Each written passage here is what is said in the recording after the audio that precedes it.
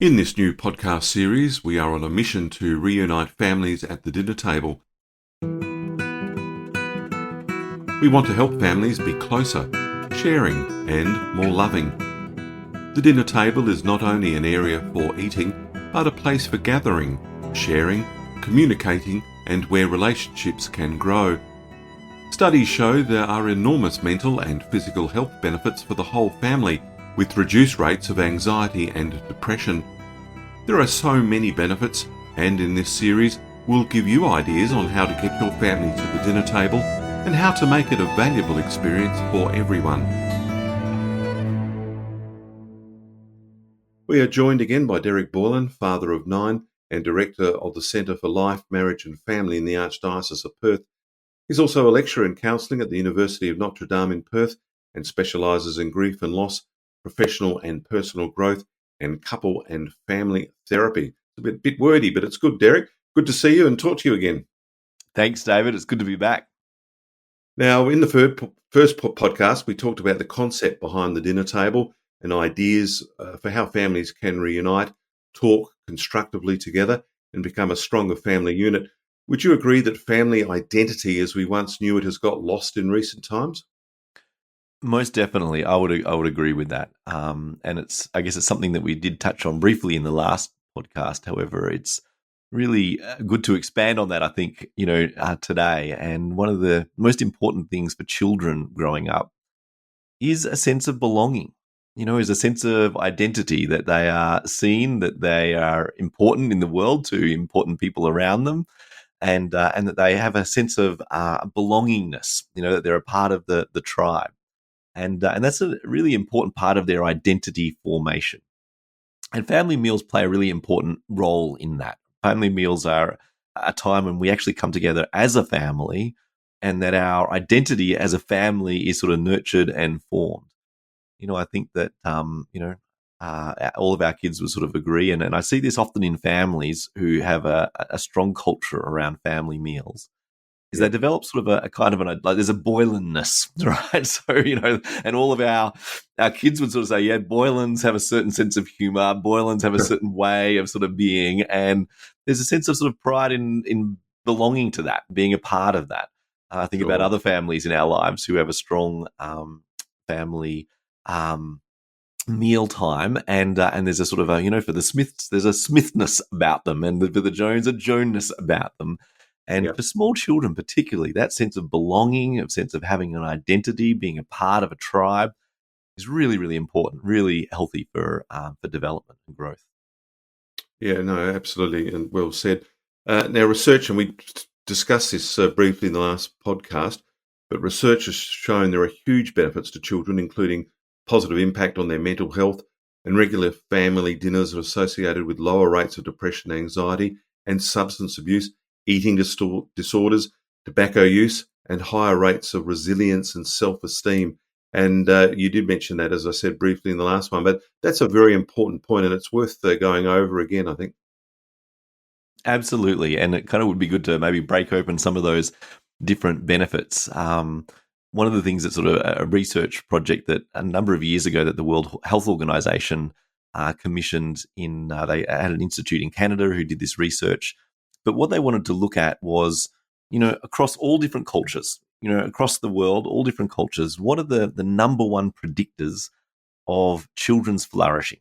Whether children are going to actually flourish and be healthy and strong and have the best chance at succeeding and doing well in life.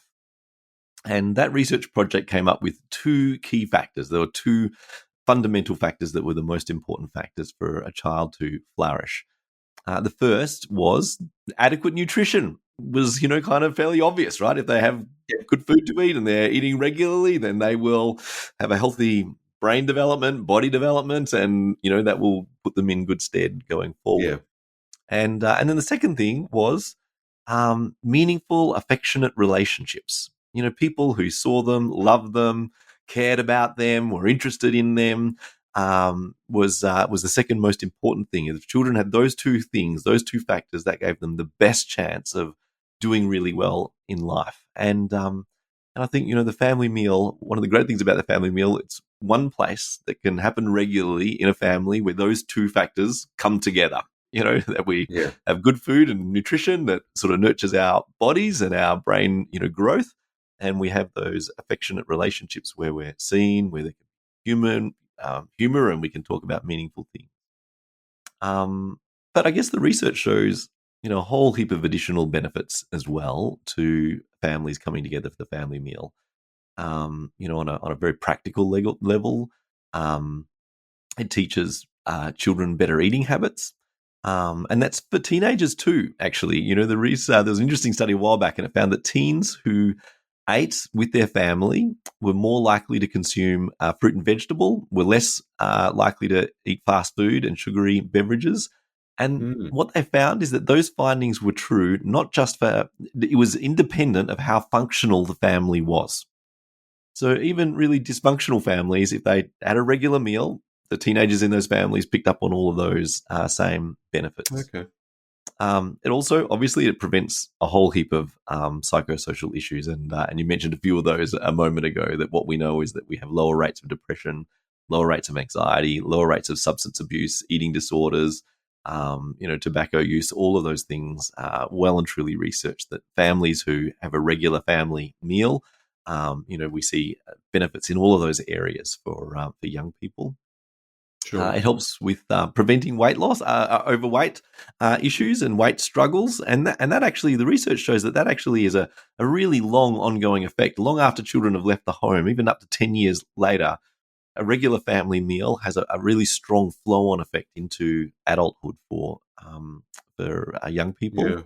Yeah. But self-esteem as well is really interesting. An interesting Stanford study found that just having a regular family meal actually helps to nurture a really healthy self-esteem in children. It sort of encourages them to talk about their day and to know that they're being genuinely heard and listened to, and that there are genuine responses. It helps to, I guess, communicate that they're valued, that they're respected, and they're worthy of value and respect in their lives. And also just being involved in sort of the chores around dinner time, whether it's setting the table or helping with dishes or serving food, cleaning up, helps them to have a sense of independence and autonomy, that they can make a difference, and that difference is valued, in the world around them.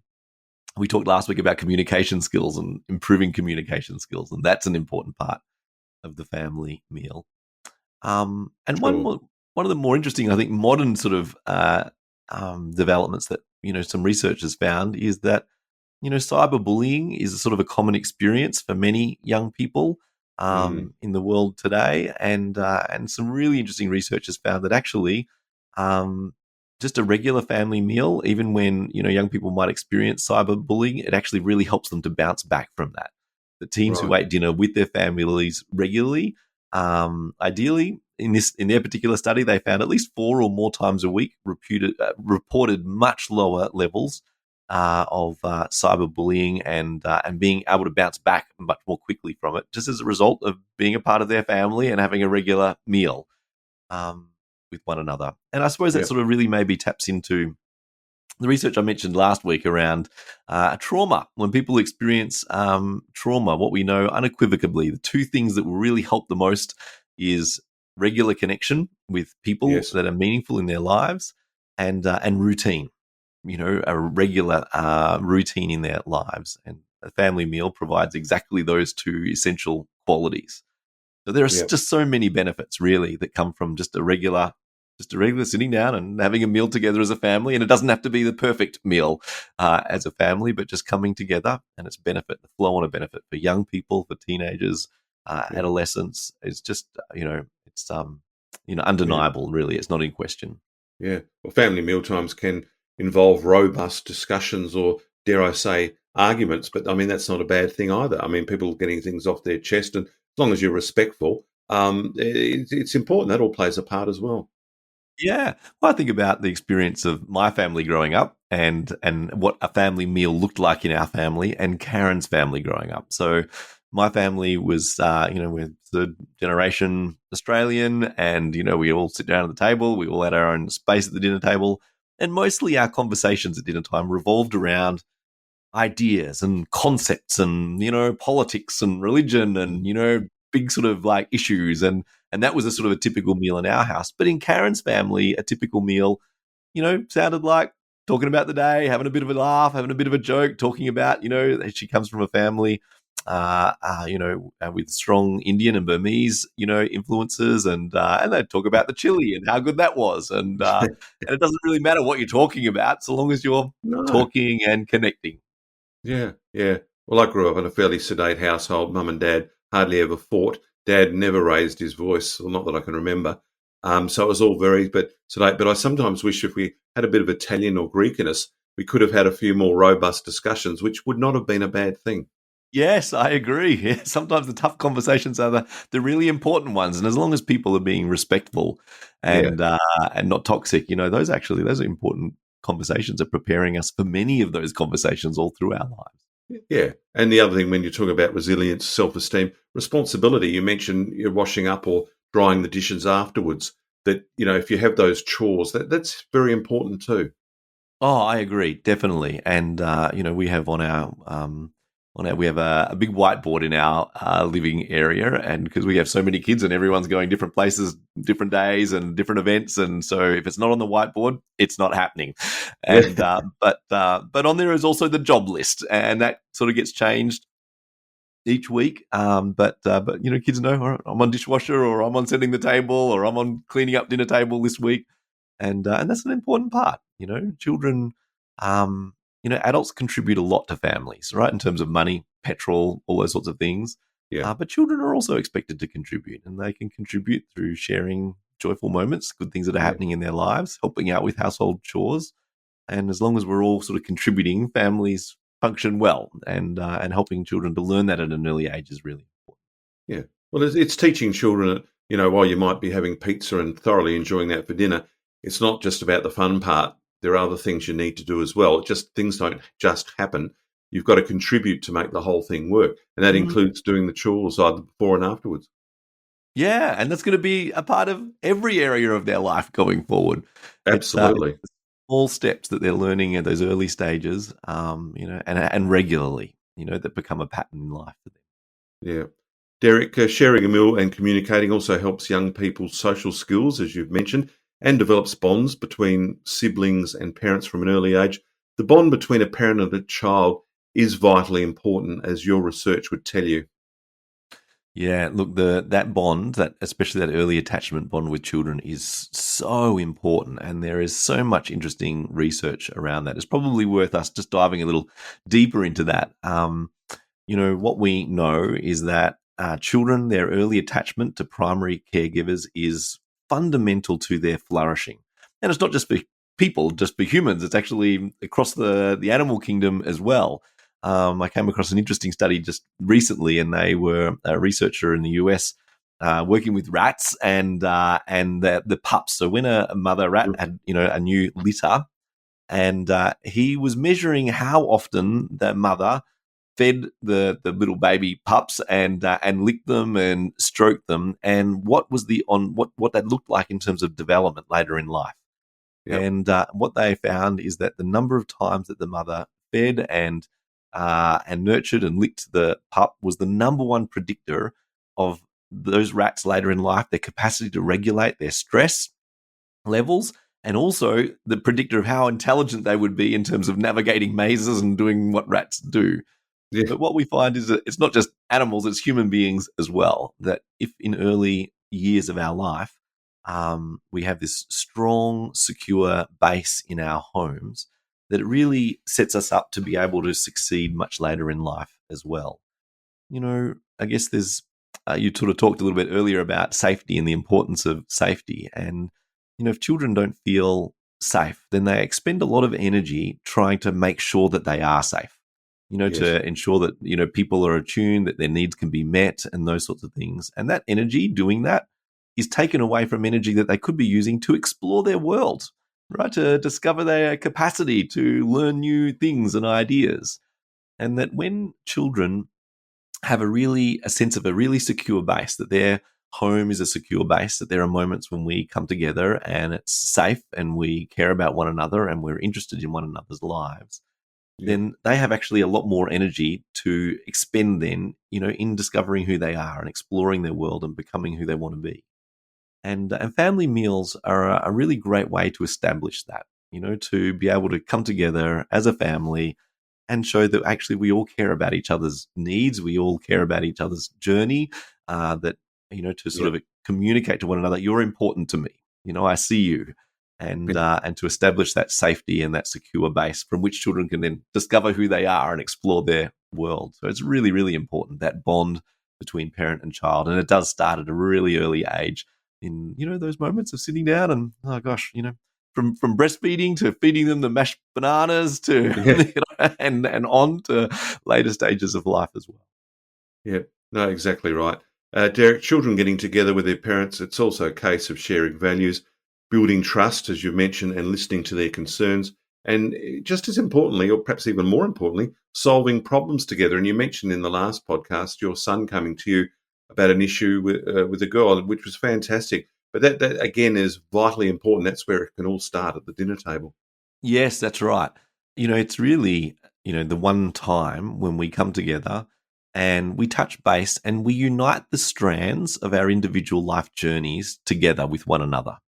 And it is a time when we can sort of stop and actually share some of those things to find out what's happening in other people's lives. I guess it's easy to be dismissive of other people or think of them as just objectionable or those sorts of things when we don't really know what's going on behind the scene. We don't know the other things that they're challenged with and that they're facing in their life. And a family meal Correct. is really a place where we are able to listen to each other's concerns and to be more empathic with one another and to solve problems, but to solve problems in a way that is going to be attuned not just to my needs, but also other people's needs as well. I guess a healthy family is one that is responding not just to the individuals and their challenges, but also to the needs of the family and other individuals too. And it is a time when we're able to share values, when we build trust, when we listen to one another and share each other's concerns, and we can work out the strategies or be more attuned as we work out the strategies of solving the problems of life that we face. Yeah, yeah. And I mean, when you're young, and I can still think back to when I was a teenager, the problems at the time seem quite dramatic and quite huge. But as you go on in life, they're not really that big. They're big for you at that time. But if you're around a table or you got your parents here and they can pass on advice, I mean, you're going to learn strategies that will help you later in life.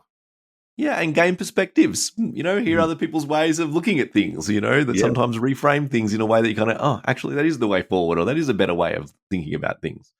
I love my oldest sons at the moment. They like to get into debates about all sorts of interesting things, but I can see them forming each other. As they sort of go deeper onto a particular issue, and then Dad likes to get in there as well and have an opinion too, and they're growing in their understanding about the world and its complexity and those things.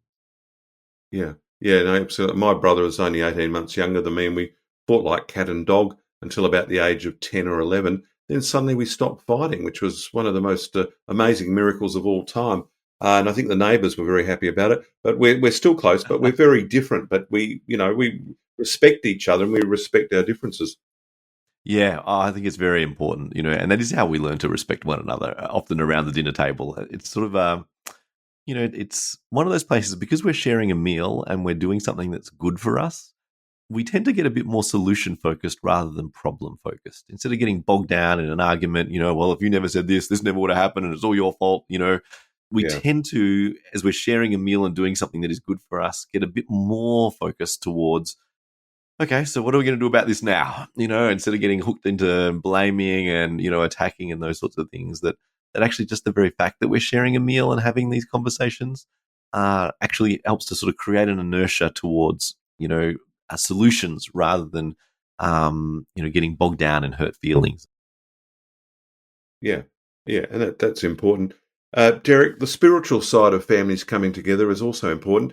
And that will be the focus of our next podcast. But as a man of faith, I'm sure you can relate to that with a lot of significance.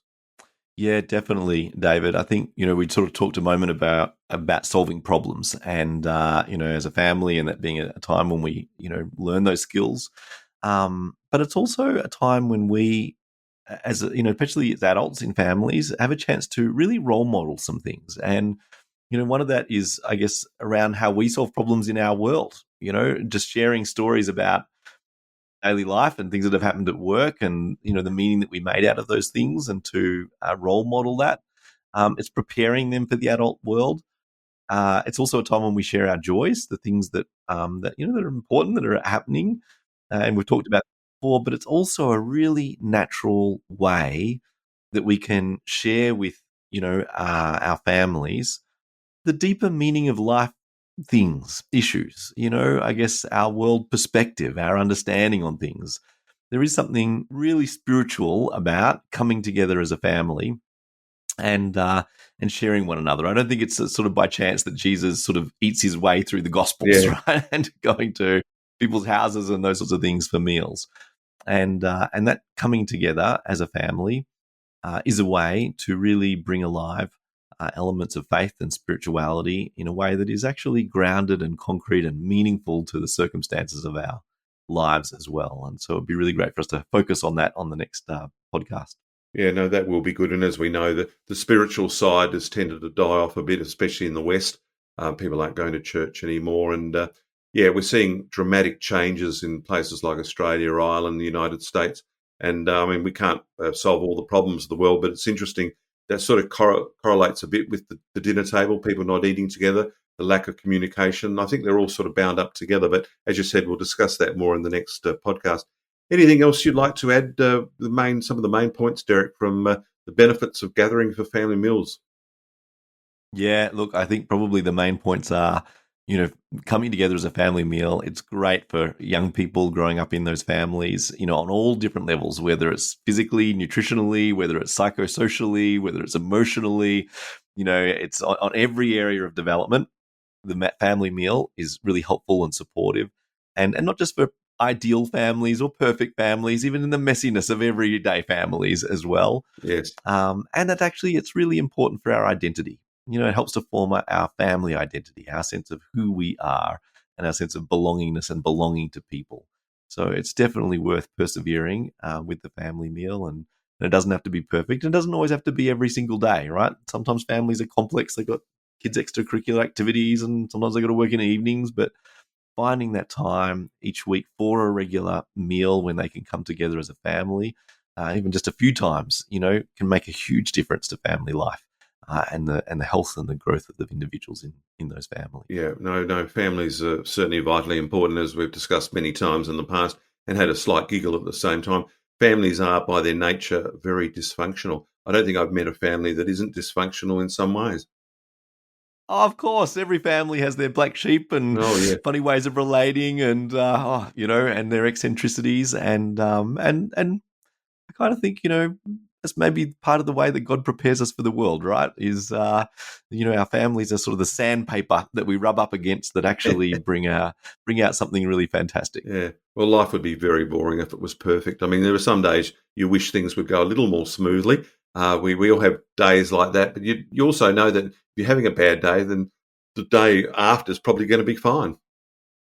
Yeah, that's right. Absolutely. And sometimes I just find at a family meal, just getting that off your chest, with the people around you who care about you, that in itself is enough to be, all right, I can Yeah, get back into the fight tomorrow, and it'll be all right. that's right. Yeah, talking to your loved ones, your partner or your children, it's so important at times, and they can make you feel a lot better, especially when you've had a bad day. Definitely. Derek, great talking to you again. We'll see you next time for growing faith around the dinner table. Terrific. I'm looking forward to it. Okay, Thanks, David. see you then.